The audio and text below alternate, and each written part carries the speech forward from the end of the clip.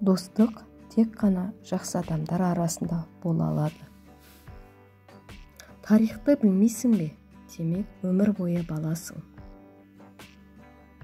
Сараң болмау байлық, шашпа болмау пайда. Әр адам өзінің қас жауы. Шынымды айтсам, мыналардың ойыны ортақтас болғаннан гөрі мен Платонмен бірге қателескенде дұрыс көрер едім.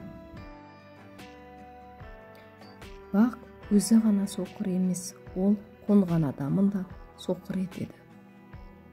Өзі адал, басқадан арамдық күтпейді. Қателесу әрбір адамға тән қасиет. Қатесін жақтау ақымаққа тән қасиет. Дана болу жеткіліксіз, оны пайдалана білу қажет. Өмір бойы сүйіп, махаббатыңды төккің келетін адамды да таңдай біл. Өзіңе дейінгі дүниеден хабардар болмасаң, өмір бойы нәресте қалпында өтесің. Дана адамдардың ісіне ақыл, ортанқол кісілердің ісіне тәжірибе, надандардікіне қажеттілік, жануарлардікіне табиғат түрткі болады. Бір нәрсені үйренгісі келген адамдарға оларды үйретіп жүргендердің беделі жиі бөгет жасайды. Әркімнің қателесуі мүмкін, ал оны мойындамау тек ақымақтың ісі. Әділдіктің екі қайнар көзі бар: ешкімге зиян шектірмеу және қоғамға пайда келтіру.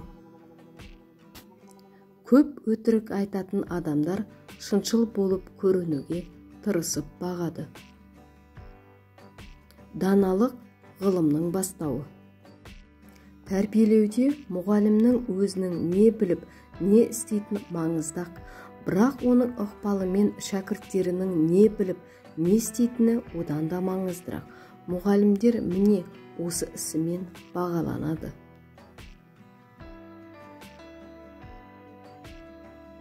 Кітабы жоқ үй, жаны жоқ дене сияқты.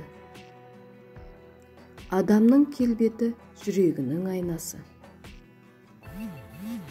Планетадағы әр адам өз ақылымен ойланып, өзгенің пікірімен тәуелсіз шешім шығара білуі керек. Шынайы достықсыз өмірдің мәні жоқ. Махаббат, жастар айтпақшы, құмарлықпен емес, сенімділік және баяндылықпен өлшенеді. Сананы тұрмыс билейді.